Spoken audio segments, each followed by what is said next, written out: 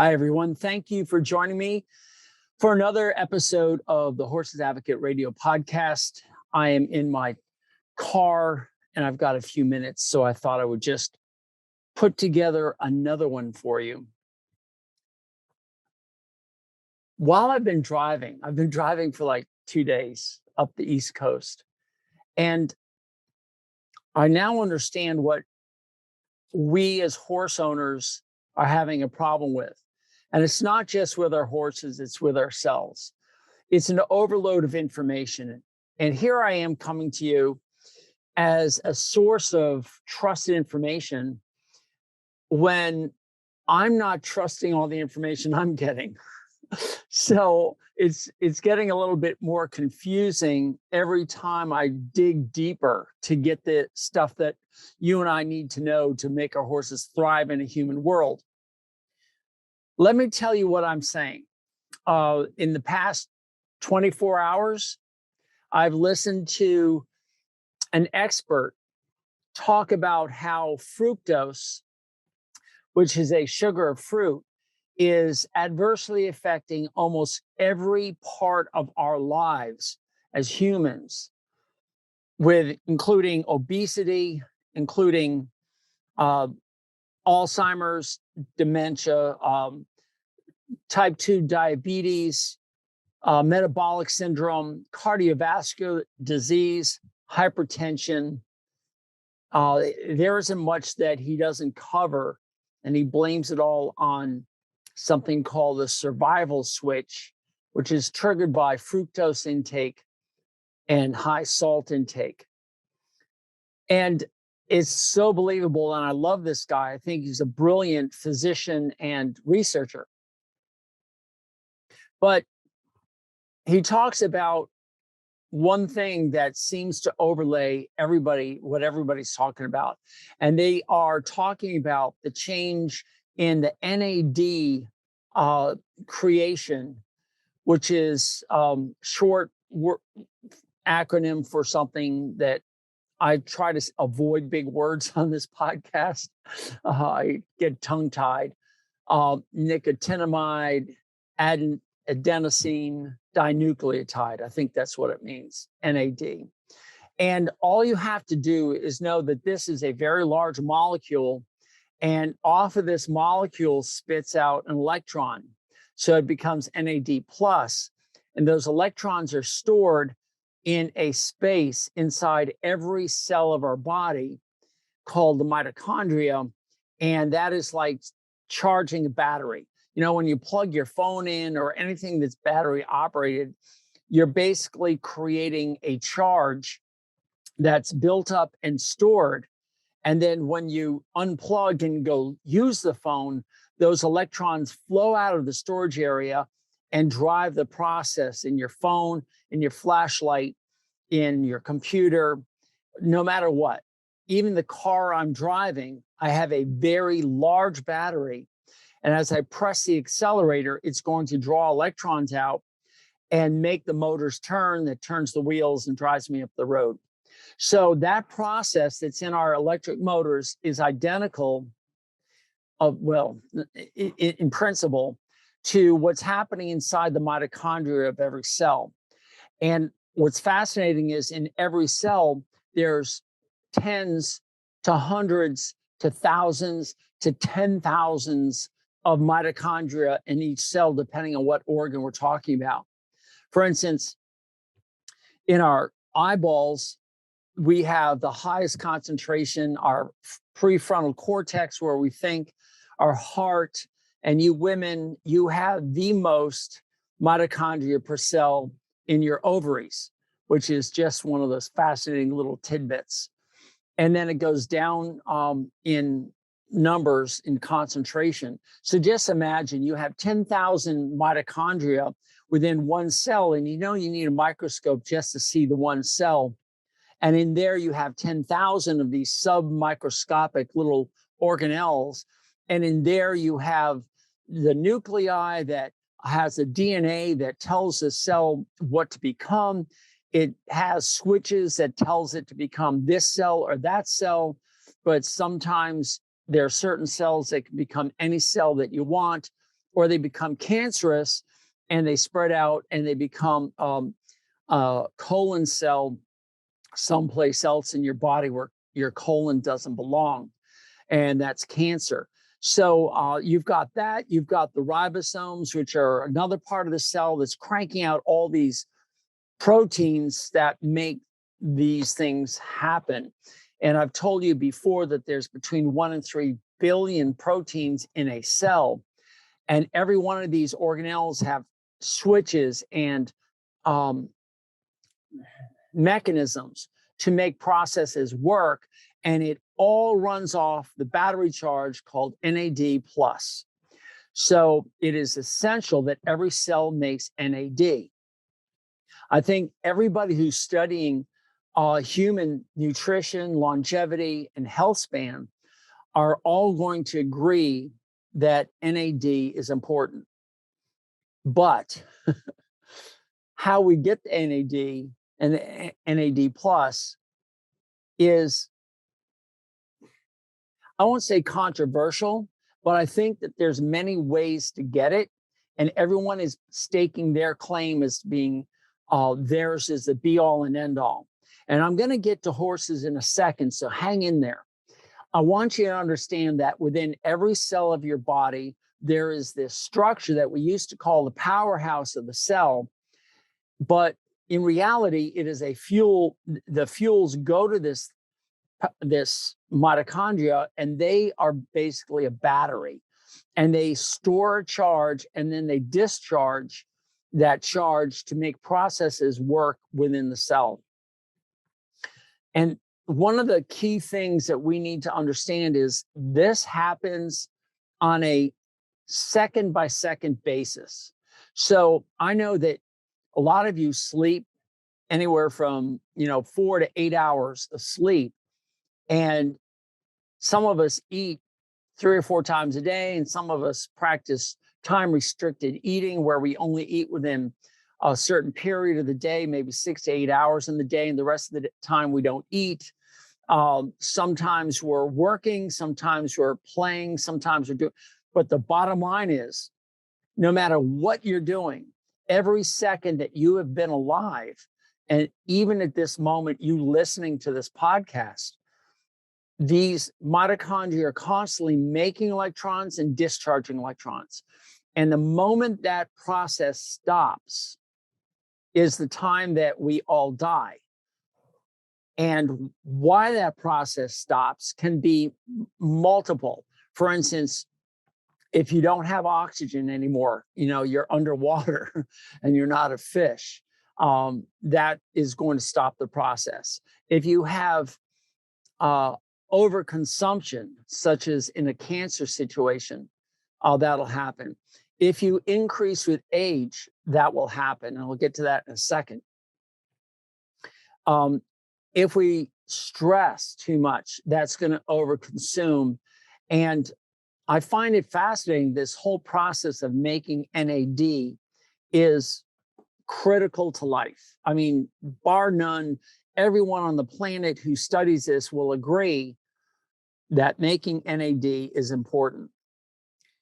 But how we get there is controversial. So I just told you about this one man who believes that ingesting fructose and salt will diminish our ability to make NAD through many multiple chemical processes, and he delineates them specifically.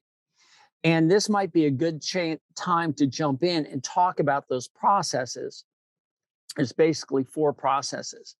One, as a fuel enters the cell, and the fuels can be sugar or fat. It can also be lactose. It could be amino acids, and some others. Fructose is being a specific sugar versus glucose. As they enter the cell, they go through glycolysis, which means either with or without oxygen, they're going to be aerobic or anaerobic.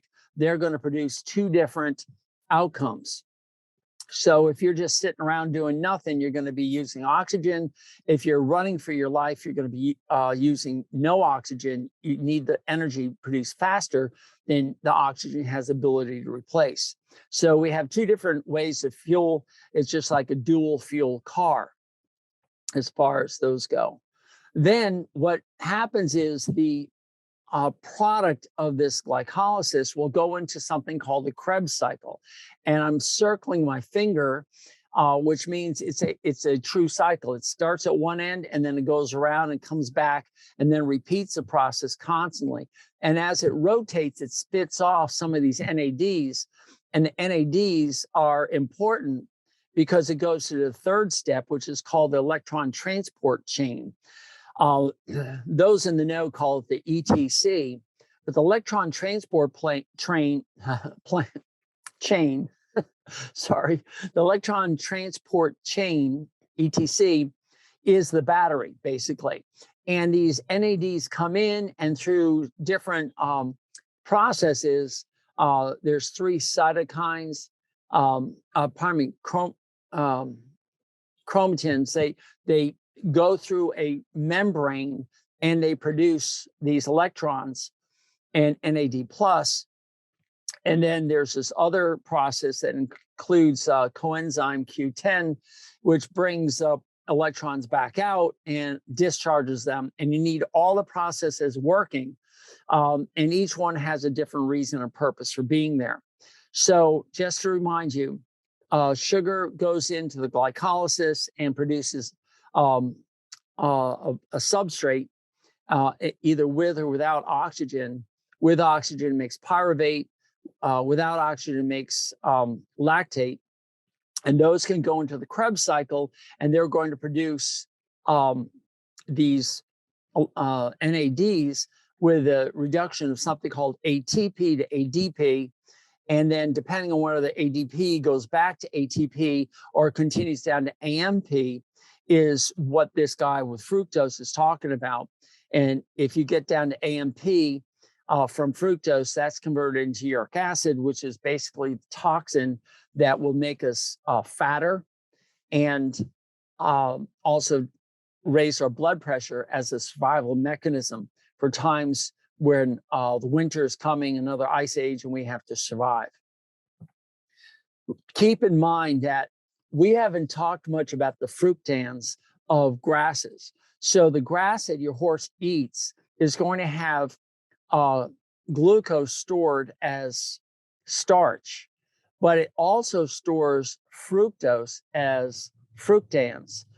And these fructans have often been ignored. There are some researchers at universities who are studying the effect of fructans on horses. And I find that information very useful.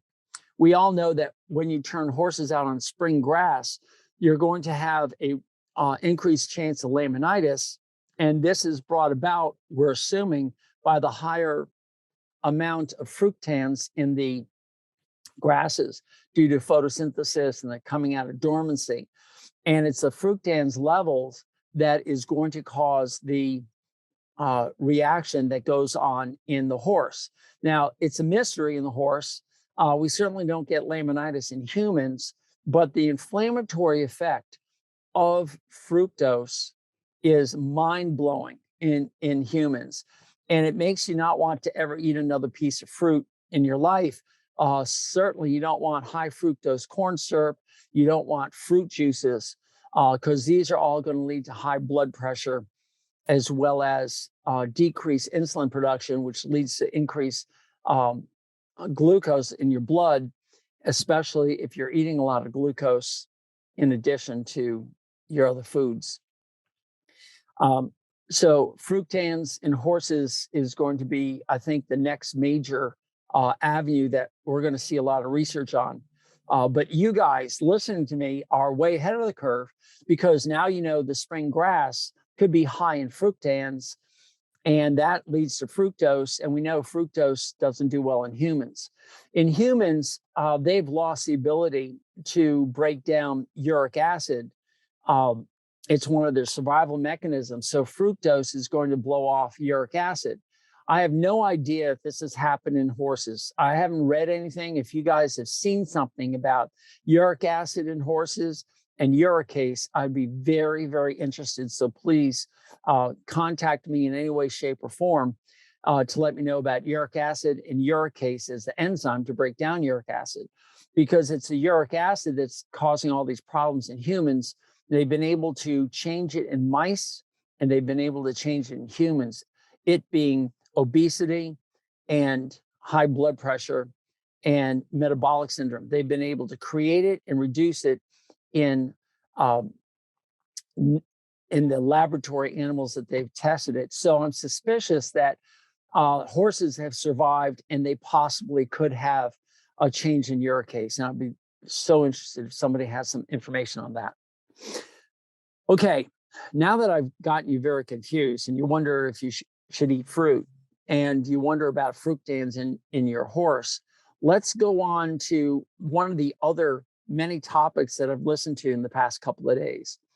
The next one was a person who talks about, protein and muscle.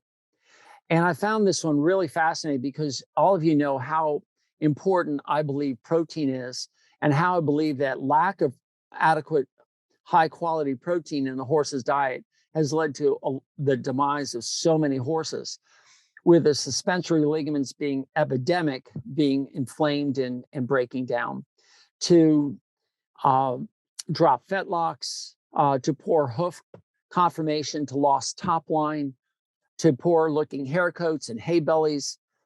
The list goes on. So I've been recommending that a 1,200-pound horse get 1 pound of soybean meal a day. And I recommended soybean meal because I've been using it for 50 years with no downside to it. I know soybean meal has changed since 50 years ago. They've created genetically modified.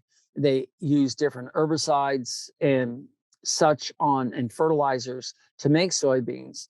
But even with all those changes, I still haven't seen any reports of a problem in horses being fed today's soybean meal. So that's for a different discussion. I've covered this many times, why I think genetically modified foods are everywhere and they haven't caused a problem yet, both in humans or in horses. So, and I think even those who study genetically modified foods are realizing that genetic modification is going on everywhere. We're now genetically modifying humans. We are gene splicing. We're taking snippets out to cure disease. So let's not be afraid of this. Although true believers in letting, nature do its thing would just say, look, I know it's happening, but we shouldn't force it. Viruses cause genetic mutations. We've seen that a lot. And stress and the environment, they all cause gene mutations, and some of us survive and some of us don't.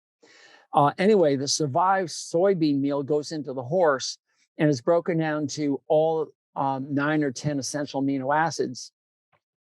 And those essential amino acids are important. But this woman was talking about human nutrition and adding muscle. And I thought her idea was fascinating because I've told you before that glucose, which is sugar, which is starch, has to be disposed of. In other words, when you put it in your mouth and it's put through our digestive system, it's absorbed and it can be disposed of in 1 of 3 places. 1, in your muscles as glycogen, 2, in your liver as glycogen, and 3, it's converted into body fat. And whenever you see excess body fat, and this is regardless of the animal that we're looking at, including humans, if you see excess body fat, it's because we're eating excess sugar. There's more glucose and fructose coming in than the body needs, and we have to store it someplace. This woman was very adamant, and I've followed her for a couple of years now, in saying that if you're looking at metabolic syndrome or insulin resistance, it always, always, always starts in the muscle. And if you can increase the muscle mass, you, by definition, have increased an area where glucose can be disposed of. And if you do bodybuilding exercise, such as weightlifting or using resistance bands, and do resistance training, you will not only build more muscle, but you'll create these myosines. Myosines are like myokines. My fault. Myokines. Myo meaning muscle, kines are cells that are signaling things. They're like cytokines. And I'm sure you've heard of cytokines from inflammation and the cytokine storms that have occurred with people with COVID. But these are myokines, and these myokines are essential in getting out the message that we can use more glucose here and we can dispose of it properly. In addition, you've heard me talk about mTOR. mTOR is mechanistic target of rapamycin. I told you in the past podcast the crazy story of the discovery of rapamycin, which is an organism. And mTOR is a signaling molecule to tell us if we have plenty of food or if we don't have plenty of food. And based on that, we'll determine whether our cells will start cleaning themselves up and restore themselves through homeostasis, or if it just says all hands on deck, let's make some more energy. And by eating enough protein, we can get the right signaling through mTOR to come out. By creating more muscle, we can create more myokines to come out. So both of these processes make sense. And her idea is that if you do more resistance training and build muscle, you'll be able to have a healthier body, a healthier person, and some longevity. To get that building of muscle, she says about 80% of it is making sure that you eat enough protein, high quality protein. And I thought that was fantastic because I've been preaching this for years now. She recommended in humans to eat a lot of meat, because in the meat you have all the signals that you need and all the hormones, not the bad hormones, but the good hormones. You have mTOR coming in there. You have all the minerals that we need as humans. And she is big on eating meat. She didn't say anything bad about being a vegetarian. So if you're a vegan or vegetarian, she just said you have to work harder because you have to pay more attention in getting all the quality protein in you. Their goal, she says, should be no less than, it actually should be specifically 1 gram per pound of body weight, which is 2 grams per kilogram, approximately, of protein, high quality protein. And I've discussed how much protein a horse should be getting. And I've always said, if you add a pound of soybean meal for a 1,200 pound horse that's eating approximately 20 to 22 pounds of 10% protein hay, they're going to be basically getting about 625 grams of protein. I've done all the math for you. You can look that up on my blogs. So feeding 1 pound of soybean meal to a 1,200 pound horse, the range that you're looking for is between 600 and 1,200 grams of protein for that horse. That's 0.5 gram to 1 gram of protein per pound of body weight. So you have a 1,200 pound horse, half of that would be 600. So somewhere between 600 and 1,200 grams of protein for that horse. If you're feeding 1 pound of soybean meal and 20 to 22 pounds of hay that's got 10% protein, or hay and pasture combined, it's roughly 10%. You're going to be in that 625. You're at the basic, the minimum. If you're competing with your horse or the horse has lost its muscle, then you need to be adding more. And some of these, in a pound of protein, a pound of soybean meal at 48% protein gives you 174 grams of bioavailable protein. Just round that up to 175. So 2 pounds is going to be 350 grams, and then add another pound of soybean meal, and you're up to 475 grams of protein. Hopefully my math is right. I'm doing it off the top of my head, but you can push the pencil, 175 times 3. And that added to your hay, which is a good quality, not high quality protein. It's missing some of the essential amino acids. And most people who have pasture is limited by the fence to whatever grasses you have in there. So it's also limited in the quality of protein. But then you're getting your horse up to the levels of protein they need to add muscle or to maintain muscle if they're being worked hard. And nobody on the planet is doing that. If you look at all the commercial feed brands out there, they're adding soybean meal, the same soybean meal I'm telling you to feed, the same soybean meal that you might be afraid to feed because it's glyphosate or GMO'd.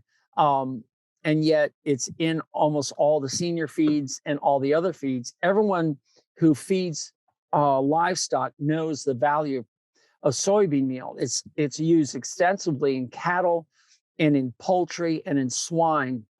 And there's no doubt it should be used in horses. Again, a 50-year track record of safety in my experience.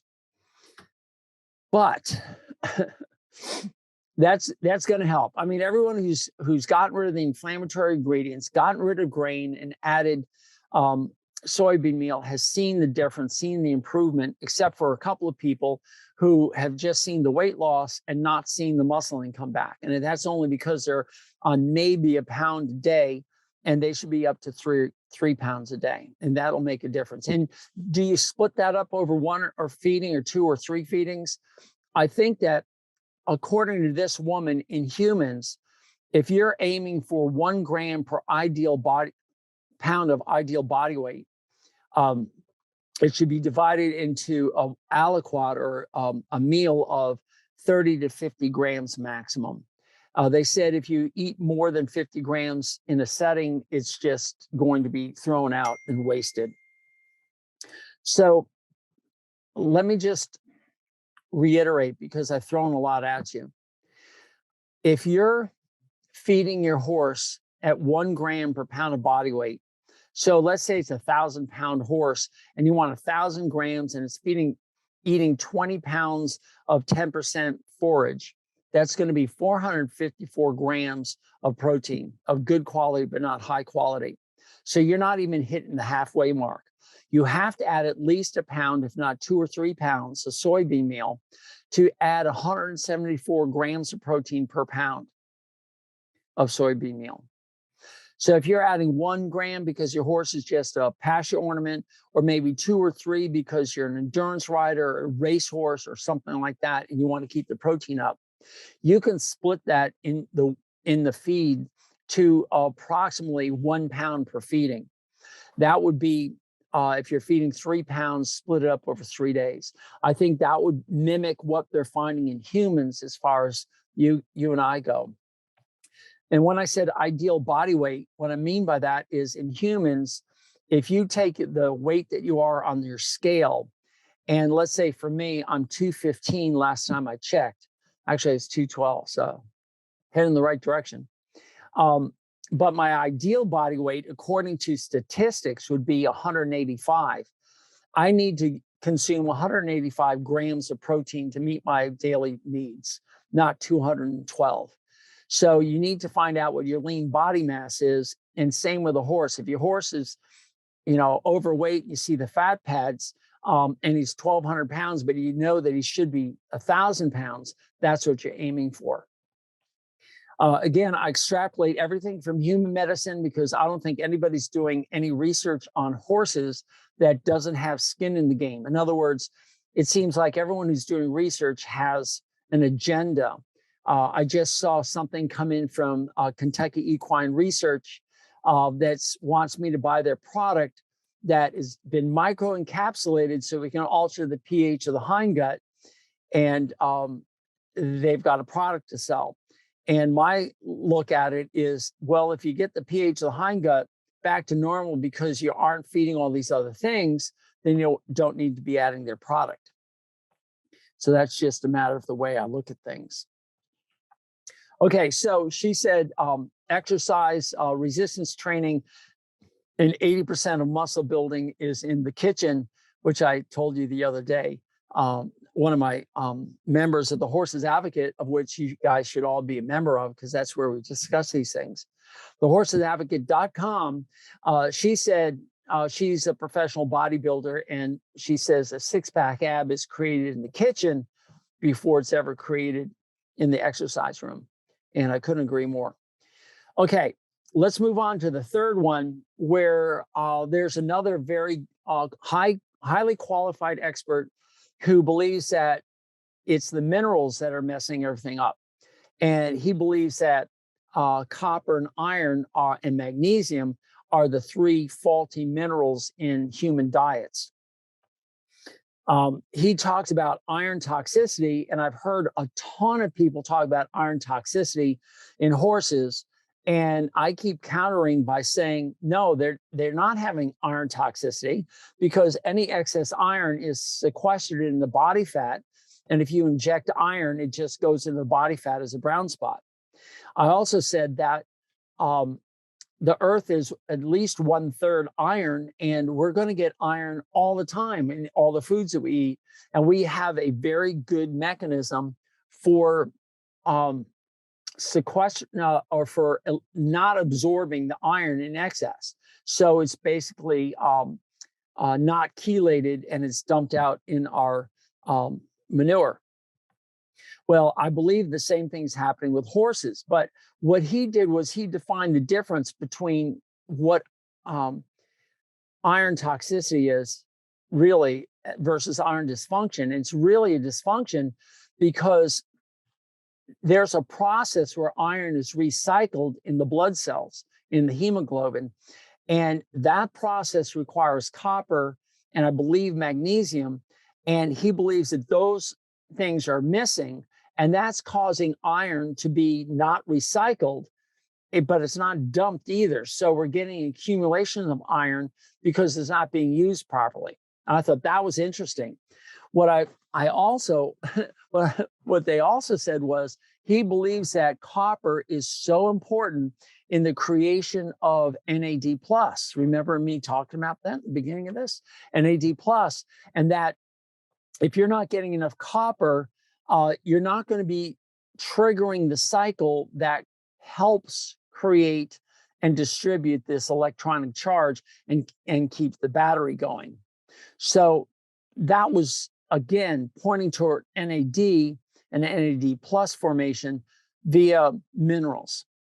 I had forgotten to say, and I want to go backwards for just a second to the gal who's talking about building muscle mass. She believes that you can also create increased NAD concentrations, and we all want increased NAD concentrations in our muscles by exercise. So just a little bit of exercise, and certainly more exercise. She believes in resistance training, followed by in high intensity intermittent workouts, HIITs, followed by aerobic exercise. She says it's in that order that you're going to build more NAD, and as well as muscle. Now I'm going to go backwards even further to the guy on fructose. And he said, if you want to build more NAD, you need to exercise. So now we have two people agreeing that it should be exercise. But the one gal says resistance training, and the fructose guy said it should be all aerobic. You should do an hour of exercise, 3 to 5 times a week of just increasing your heart rate. And then I have a third guy who's just brilliant, and he believes in both. And he does both, and you should do, 80% of your VO2 max, which a lot of people don't know what that is in humans, but it's basically, I think it's the number of 230 minus your age, and then getting 80% of that. I may be a little bit off on that. You certainly can correct that and work at it. We don't know. I'm not sure what VO2 max is in a horse, but it's the volume of oxygen maximum that you can actually breathe in and get to your cells. That's called the VO2 max. And you want to get yourself up to that. One of the guys said, basically, if you want to achieve that level in your own personal exercise, then you should be exercising the point where you have to breathe to continue a conversation. And that's a good rule of thumb. So I don't know what it would be for a horse, but most horses are pasture ornaments and they're never going to hit VO2 max 80%, let alone 20%. So if they're huffing and puffing and blowing, they're going to be consuming a lot of the glucose and creating more NAD+. So that's really cool. So I've covered the fructose guy. I've covered the bodybuilder gal with high protein diet. I've covered the mineral guy who says it's the minerals that are causing the decrease in NAD. So we've got 3 different people talking about NAD, but a completely different reason why. And then we have the 4th lady who is a British researcher who quit Big Pharma to start her own company because she knew the importance of NAD. And the problem with Big Pharma is there's no money in making NAD.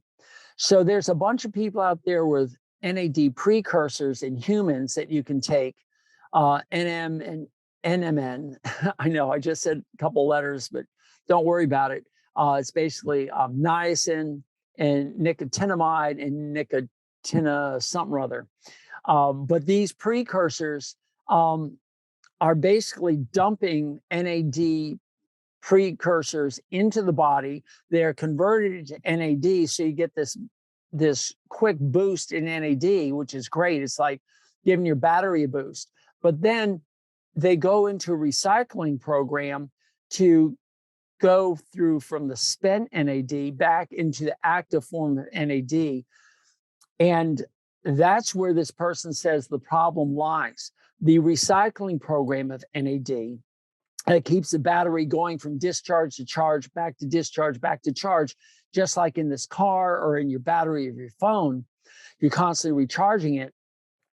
She says that that step is what's broken in most people.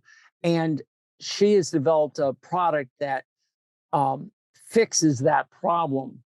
And there are 2 people in my life who have said that adding NAD precursors of ND and MMN are not worth it. It's just not worth it. It's not working. So I agree. And I personally have purchased her product. I'm getting a phone call, which I'm just going to answer for just a second. Anyway, sorry about that. This product that I'm using, I'll let you know about, but it takes probably a year or more to really start to see the benefits. But I think I'm feeling the benefits of it in more energy, more clarity of thought, and better sleep. And all these things seem to be adding up, but it's such a subtle change that I've committed to taking it for at least a year. But I found what she was saying was so interesting because it tied in this whole electron transport chain and the movement of NAD, extracting electrons and storing it in the battery, so to speak, the inner membrane of the mitochondria, and kicking out NAD+. And then that is recycled so it can be used again. And she said in humans that by the time you hit 20, the amount of NAD that your body has is cut in half. So the energy of a kid running around, we've all seen these infants just running around. Where do they get all their energy from? Well, by 20, it's cut in half. She said that's just how it is. And she's not too sure why. I don't think anybody actually knows why it's cut in half. But the statistics are pretty much in that by the time you hit 40, it's cut in half again. By the time you hit 60, it's cut in half again. So I've been cut from 100% when I was born to 50%, to 25%, to 13.5%. And as you go to 80 and to 100, it keeps getting diminished more. And the thought process behind that is as your NAD levels go down, your battery gets discharged and can't recharge itself. That's where disease has a chance to come in. And I think there's a lot of evidence showing that cancers take advantage of this. They take advantage of weakened cells. This is why It doesn't answer all the questions, but it answers a lot of questions why you don't look at some of these cancers until humans get older. It answers the questions why we die. It answers the question why elderly people end up dying of COVID way more than young people. It's basically our batteries don't have the capacity to keep the functions going inside our cells. So I look at this car. When I got it, it had the ability to go 295 miles. That's just what it was rated for. When I got it, it's actually 298. I was so pleased. But I knew it was going to lose 10% of its charge in as little as a year to 2 years. And I've had it for 4.5 years, 250,000 miles. And I can plug it in all night. And if I get to 263 miles, that's a good day. So it's gone from 295 down to 263, which is more than 10%. But it's staying there, and that's nice.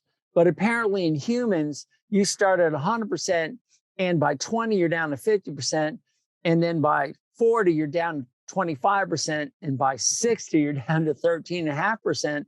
And if we don't start doing things that will help replenish the NAD in our cells, then we'll suddenly come across, not suddenly, but gradually come across all these processes, such as cognitive decline. Where are my car keys?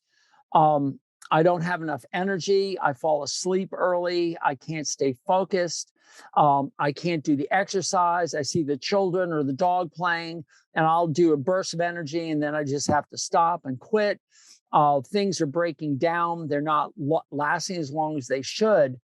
And all the problems that are happening in humans, we also see these in the older horses. In addition, going back to the bodybuilder person, she says, as you get older, the ability for you to form muscle and grow muscle decreases exponentially. And she thinks that's linked to the decrease in NAD production and energy we need to actually make these muscles. The fructose guy is saying we're seeing a decrease over time in our ability to replace NAD. And he thinks it's because of the uric acid that's getting in there and the toxic effects of that. And of course, we have the mineral person who's saying, well, we're not regenerating because you don't have copper. And either way, that's preventing the increase of NAD or the recycling NAD. So we're gradually decreasing the amount of energy we have in our cell. So all four people are agreeing that our batteries are getting discharged and our ability to recharge them to a high level is being diminished every 20 years in humans. So in horses, we have these horses that are running around the field, between, birth and maybe 6 years of age. And then from 6 to 12, we're working them harder. We're trying to make them competitive, and they're competing against other horses of the same age. And we're trying to get more and more oomph out of them. So we feed them more sugar through our grains instead of giving them the more sustaining fuel of fats from the cellulose.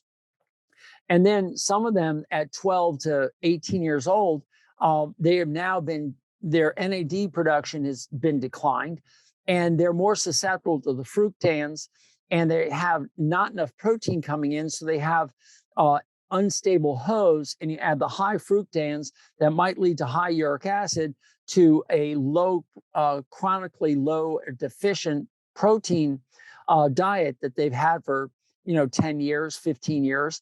And all of a sudden we start to have a horse with metabolic syndrome. We have insulin resistance because they've lost their muscle.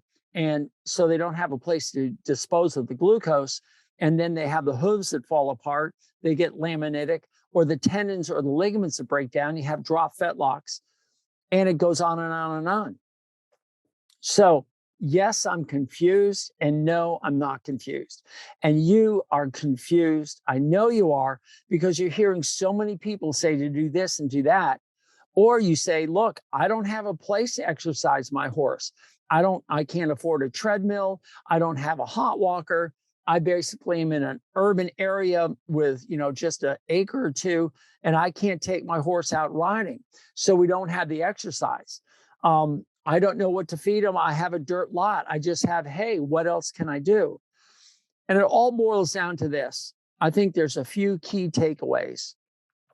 First, don't overfeed your horse with glucose and fructans. That's number one. That means reduce or eliminate all grains going into the body, reduce all the inflammation that's causing the increased consumption of the NAD. It's discharging the batteries quicker. It's causing the demise of your horse. It's consuming whatever protein they have. And I've gone over this, 100 times here. But stop feeding the excess glucose. This includes, you have to be careful of the hay that they eat, because the hay is going to be high in sugar. And if that's all you're eating or feeding 24/7 throughout the winter, they are going to continually add body fat. Two, we have to add protein and aim for at least 0.5 gram of protein per pound of body weight. So if you have a 300-pound mini, you want 150 grams of protein. If you've got a 2,000-pound draft horse, you should be aiming for 1,000 grams of protein, high quality protein, or a mix of good and high quality between pasture and soybean meal. And no, I don't think there's any other really good sources of protein for a true vegetarian. It's all plant-based. You can't be feeding fish and other things to horses. You have to feed it plant-based. You could feed fish meal, which is high protein. You could feed whey protein. They do that in horses because that is a high quality protein, highly bioavailable. And many people are adding whey protein, but it gets expensive. So if you're looking economy and safety and efficacy, you got to be looking soybean meal.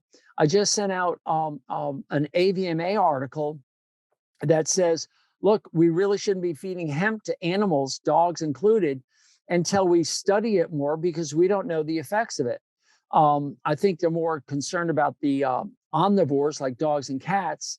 I think hemp isn't as big a deal in horses, but again, it gets down to expense and bioavailability, and you shouldn't be afraid of soybean meal. So, drop everything, get rid of all the supplements that you're feeding, get rid of the grains, and add high quality proteins such as soybean meal, and you're going to be licking and kicking butt in so many of the factors that we're talking about.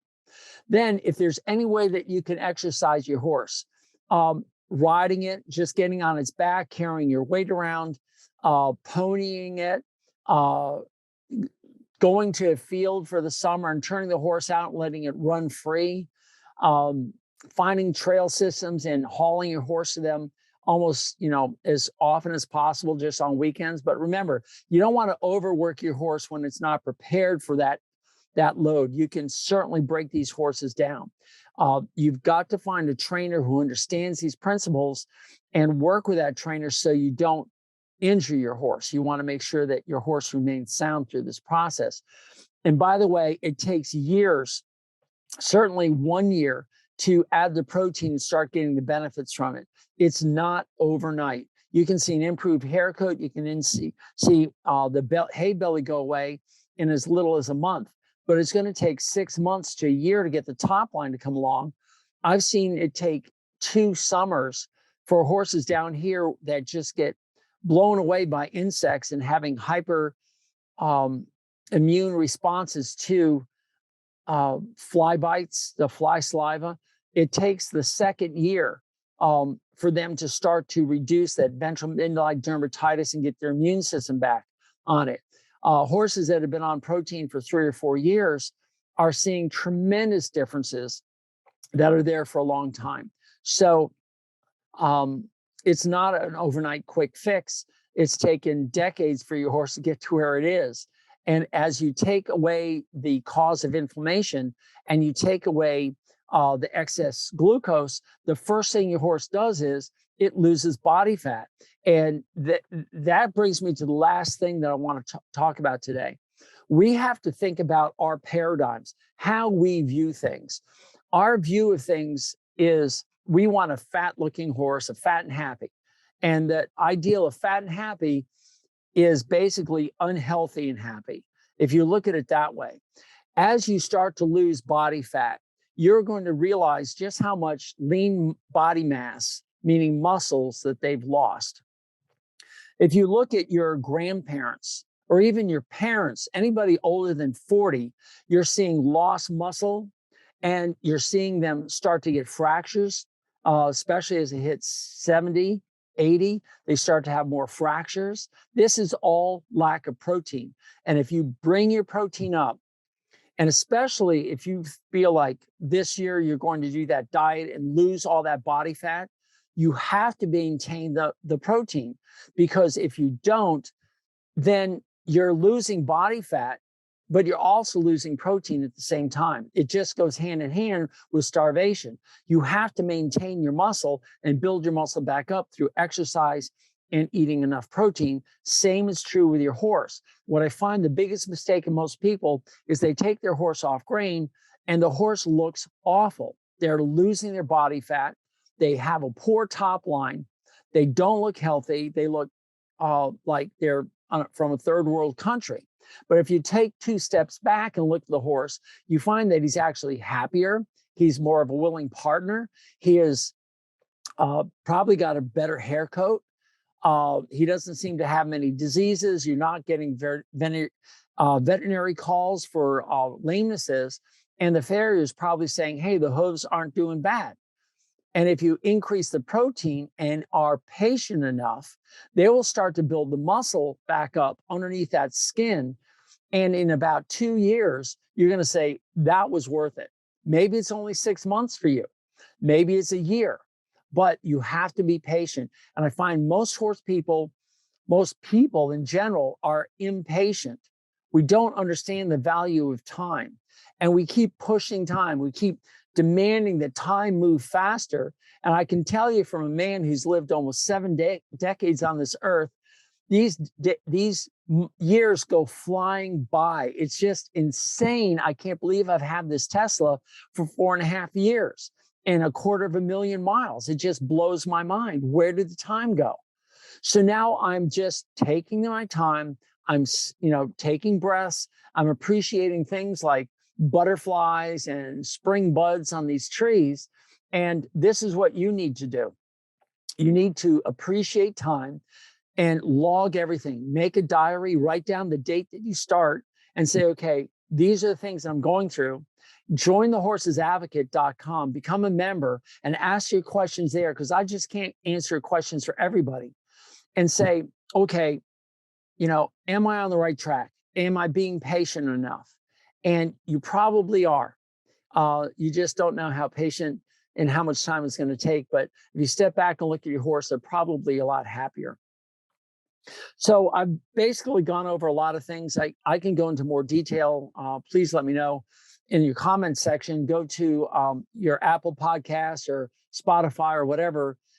Ask your questions. Go to the Horse's Advocate. Ask your questions there. Become a member and see if we can drill down into what's really bothering us with feeding our horses and see if we can get this thing taken care of. All right, this is Doc T. I appreciate you spending your time here to the very end. I'll cut it off right now, and I'll look forward to our next what the heck is this called? Podcast of the Horse's Advocate. Learning to help our horses thrive in a human world. Thanks. Bye. Hey everyone, Doc T here. Thank you for listening to my content. Would you do me a huge favor? Would you please subscribe, comment, like, thumbs up, and give a star review? However it's presented to you, I want you to do that. There's 2 reasons. The first, of course, is to improve this product. This way I know what you like, what you don't like, what I can improve upon, what topics you want me to cover. But more importantly, it's also going to help others find me. And by doing that, you are now engaged in this mission of helping horses thrive in a human world. By you helping, we can reach others. And that I would be so grateful for. And remember, go to thehorsesadvocate.com for updates on this information. Thehorsesadvocate.com. And again, thank you so much for being here. Doc T out.